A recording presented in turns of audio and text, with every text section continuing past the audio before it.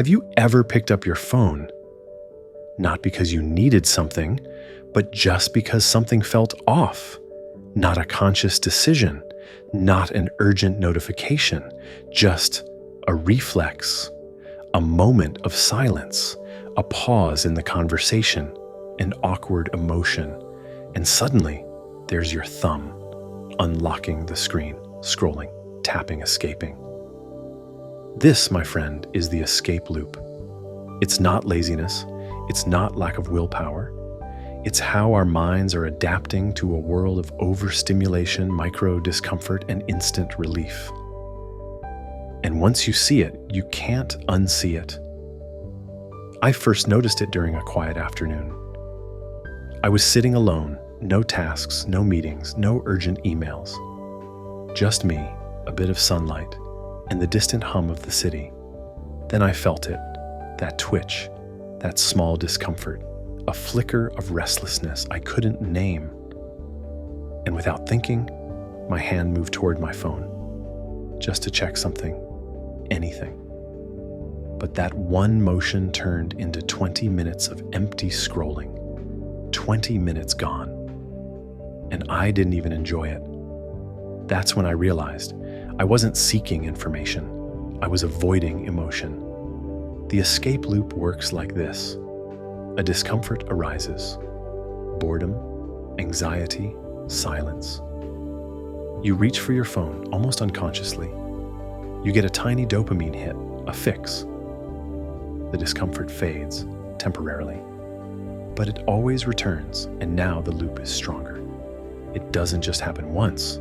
It happens hundreds of times a day. And with each repetition, your brain learns discomfort. Escape it. Alone with your thoughts. Avoid them. Stillness.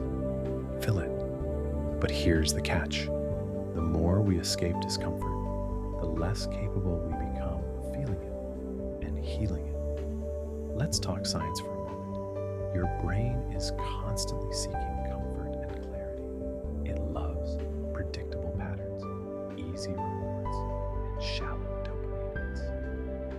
That's why scrolling feels easier than sitting still. Why checking your notifications feels more satisfying than journaling. Why silence feels so loud and content feels like anesthesia. But all this comfort comes with a cost. You can't read without zoning out. You can't sit still without music or noise. You lose your train of thought mid-conversation. Your energy feels fragmented, and you don't know why. This isn't because you're weak. It's because your attention muscle has atrophied. The good news? Muscles can be trained. So how do we break the loop? Not with guilt, not with digital detox extremes, but with something more powerful: awareness. Here's how I started. 1. Micro pause before scroll. Each time I had the urge to pick up my phone, I practiced a 3-second pause, just long enough to ask, what am I really feeling right now? Do I need this escape, or am I just uncomfortable? Often, that tiny pause gave me back my choice. 2. Trade one scroll for one breath.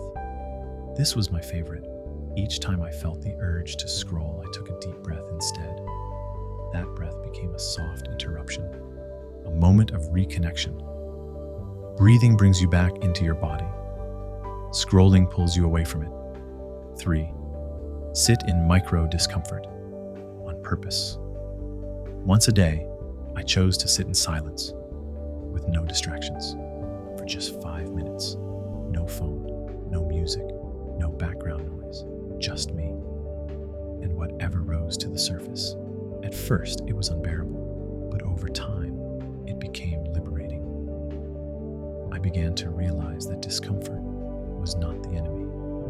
It was the doorway to presence, to creativity, to clarity. The escape loop isn't just about phones. It's about our relationship with stillness, slowness, and self-awareness. It's about noticing how quickly we try to fill every gap and what we lose in that filling. When you step outside the loop, even for a moment, you realize silence is not empty.